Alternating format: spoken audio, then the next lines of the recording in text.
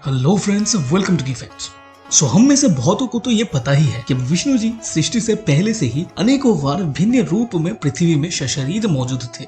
चलिए जानते हैं भगवान के हर उस रूप को और हर बार धरती पर भिन्न रूप में प्रकट होने का कारण। और ऐसे ही वीडियोस के लिए की फैक्ट्स टीवी चैनल को सब्सक्राइब करके हमें अपना सहयोग जरूर दें। तो चलिए शुरू करते हैं। निर्माता ब्रह्मा के साथ संहारक शिव और भगवान विष्णु हिंदू धर्म में तीन मुख्य देवता है और इन्हें एक साथ त्रिमूर्ति के रूप में जाना जाता है। ट्रिनिटी का एक हिस्सा होने के नाते उन्होंने 10 अवतार लिए हैं और भगवान विष्णु या 10 अवतार के 10 अवतार के कई रूप है। जब भी इस ब्रह्मांड में उथल पुथल होती है, विष्णु के प्रत्येक अवतार का एक ही उद्देश्य होता है जिसे उन्होंने विभिन्न माध्यमों से प्राप्त किया है। ये दिव्य उद्देश्य धर्म या धार्मिकता की रक्षा और ग्रहों और अच्छे लोगों को बुराइयों, राक्षसों और असुरों के हाथों से बचाना था। हिंदू धर्म में विष्णु का पहला अवतार मत्स्य अवतार था। हिंदू पौराणिक कथाओं में शतपथ ब्राह्मण जैसे ग्रंथों में महान बाढ़ का उल्लेख मिलता है, जहां मत्स्य अवतार पवित्र और पहले व्यक्ति मनु को बचाने के लिए इस पृथ्वी पर आते हैं और उसे एक विशाल नाव बनाने की सलाह देते हैं। भगवान मत्स्य को आमतौर पर एक आदमी के ऊपरी धड़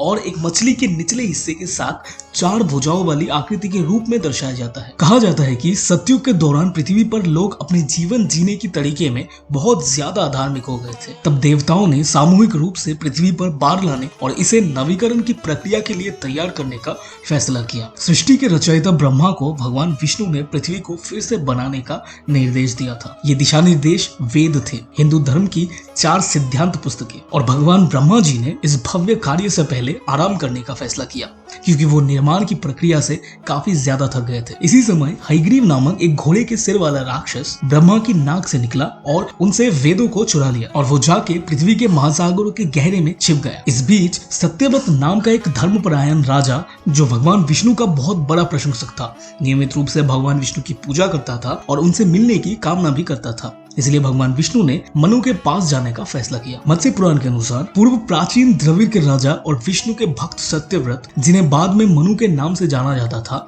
एक नदी में अपने हाथ धो रहे थे जब एक छोटी मछली उनके हाथों में तैर गई और उनसे अपनी जान बचाने की गुहार लगाई। उसने इसे एक जार में डाल दिया, एक नदी और फिर अंत में समुद्र में ले गया। लेकिन तब तक मछली ने खुद को विष्णु होने का खुलासा किया और उससे कहा कि 7 दिनों के भीतर एक जल प्रलय आएगा जो सभी जीवन को नष्ट कर देगा। मछली ने मनु से कहा कि कलयुग के अंत में समुद्र के तल पर रहने वाली घोड़ी एक जहरीली आग को छोड़ने के लिए अपना मुंह खोलेगी। ये अग्नि ही सारे ब्रह्मांड, देवताओं, नक्षत्र और सब कुछ को जला देगी। प्रलय के दिन के साथ बादल तब तक पृथ्वी पर बाढ़ लाएंगे जब तक कि सब कुछ एक महासागर न हो जाए।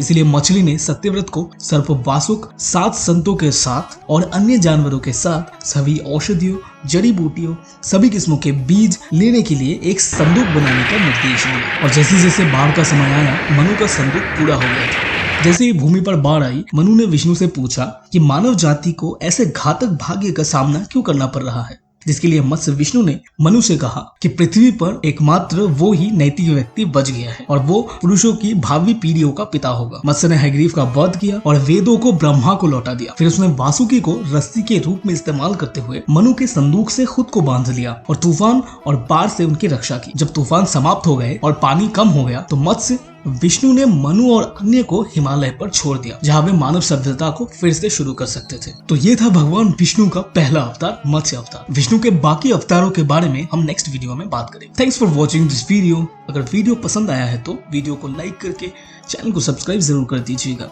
और कमेंट्स में बताइएगा आपको वीडियो कैसा लगा। तो मिलते हैं नेक्स्ट वीडियो में, तब तक के लिए स्टे फिट एंड एक्टिव।